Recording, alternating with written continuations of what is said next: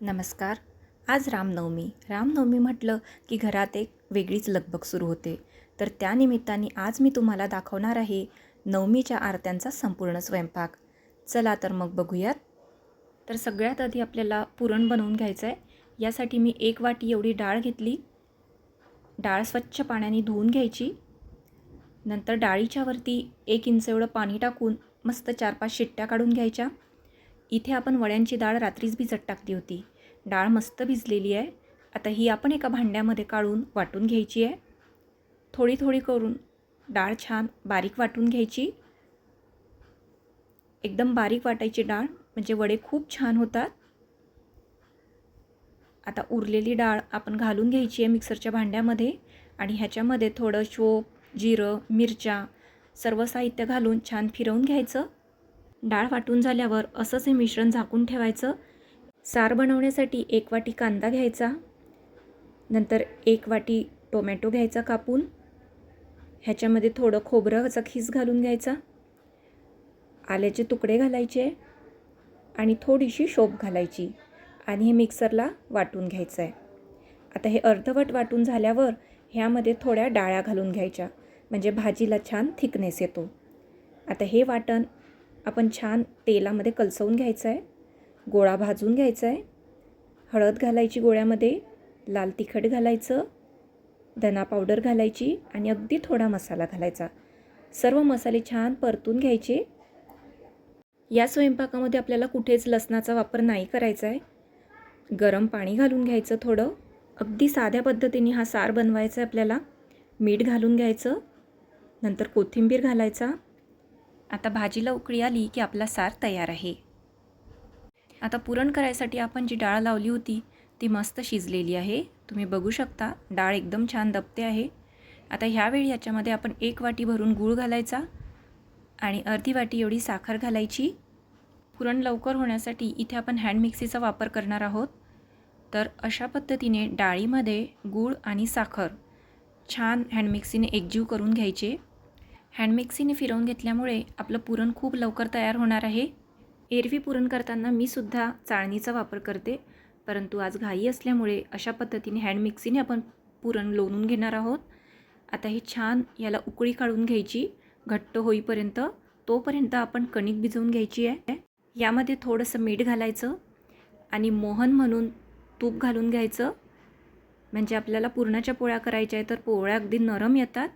अशा पद्धतीने पीठ छान मळून घ्यायचं. ह्याच कणकेतून आपण पुऱ्या आणि दिवेसुद्धा करून घेणार आहोत. आता आपलं पुरण छान घट्ट होते आहे. तुम्ही बघू शकता आपलं पुरण अगदी एकसारखं दिसते आहे, कुठेही जाडं भरडं दिसत नाही आहे. आता ह्यावेळी याच्यामध्ये वेलची पूड आणि थोडं बारीक केलेलं जायफळ घालून घ्यायचं आणि व्यवस्थित एकजीव करून घ्यायचं.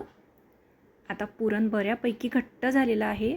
आता पुरण झालं हे कसं ओळखायचं, तर ह्याच्यामध्ये असा चमचा आपल्याला उभा घालून ठेवायचा. आता हा पडत नाही असाचा असा राहतो आहे, म्हणजे आपली पुरणाची कन्सिस्टन्सी अगदी योग्य झाली आहे. गॅस बंद करून पुरण आपल्याला वेगळ्या ताटलीमध्ये किंवा ताटामध्ये काढून घ्यायचं, जे लवकर गार होईल आणि आपल्याला पोळ्या लवकर बनवता येतील. तुम्ही बघू शकता अगदी छान झालेलं आहे आपलं पुरण. आपण ज्या कुकरमध्ये डाळ लावली होती त्यातच आपलं पुरण करूनही तयार झालं आहे आणि तेही अगदी झटपट. आता आपण खीर बनवण्यासाठी तांदूळ धुवून घ्यायचे आहे स्वच्छ.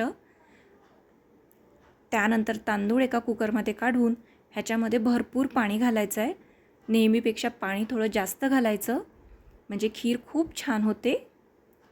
आणि ह्याला 3 ते 4 शिट्ट्या काढून घ्यायच्या आहे मस्त.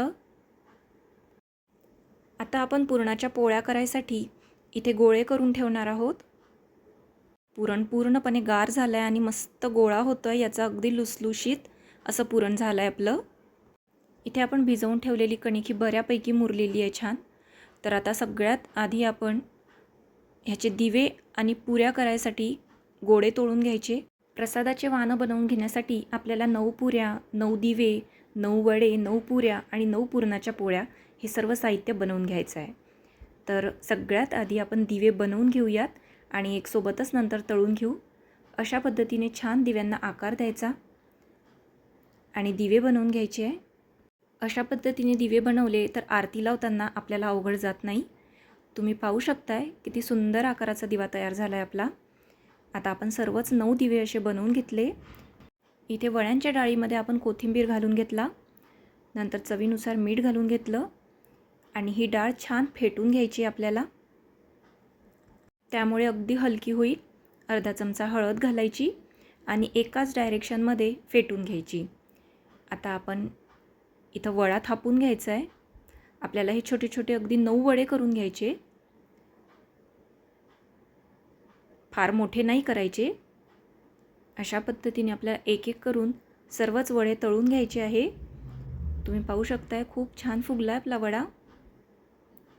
सारण छान फेटून घेतल्यामुळे आपले वडे अगदीच क्रिस्पी आणि खूपच छान फुगलेले आहे. तुम्ही बघू शकताय अगदी टम्म फुगला आहे वडा. आता आपण सर्व तयार केलेले दिवेसुद्धा तळून घ्यायचे आहे. आता दिवे छान तळून झाले की आपल्याला अशाच पद्धतीने 9 पुऱ्या करून घ्यायच्या आहे. पुऱ्यासुद्धा अगदी छोट्या छोट्या करायच्या आपल्याला आणि व्यवस्थित छान तळून घ्यायच्या. 9 पुऱ्या बनवून झाल्यानंतर आपल्याला पुरणाच्या पोळ्या बनवून घ्यायच्या आहे. हे आपण अगदी छोटे छोटे गोळे करून ठेवले आहे आणि पोळीसुद्धा आपल्याला अगदी छोटी करून घ्यायची आहे. फार मोठी नाही करायची आहे पोळी. पोळीमध्ये पुरण छान भरल्या जाते आहे, म्हणजे आपलं पुरणाचं टेक्स्चर अगदी छान झालं आहे. पुरण भरल्यानंतर जास्तीची कणिक काढून घ्यायची, म्हणजे पोळी खूप छान होते आणि अगदी हलक्या हाताने लाटून घ्यायची आहे पोळी. पुरणाच्या पोळ्या करून झाल्या की ह्या पोळ्या आपल्याला मस्त शेकून घ्यायच्या आहे. तुम्ही एकाच वेळी 3 ते 4 पोळ्या ह्या ताव्यावर शेकून घेऊ शकतात, कारण आपण त्या अगदी छोट्या छोट्या बनवलेल्या आहे. मस्त साजूक तूप घालायचं आणि आपल्या पोळ्या छान खरपूस अशा शेकून घ्यायच्या आहे. तुम्ही पाहू शकता एवढीशीच पोळी केली आहे आपण, पण किती छान फुगलेली आहे आणि पुरणही अगदी व्यवस्थित झालं आहे. आता इथे आपली खीर बनवून तयार झाली आहे. मस्त खीर लोणून घ्यायची. आता नैवेद्याच्या 9 पोळ्या, 9 वडे, 9 दिवे आणि 9 पुऱ्या हे सर्व आपलं करून तयार झालं आहे. हे सर्व आपण एका ताटामध्ये ठेवून घ्यायचं आहे.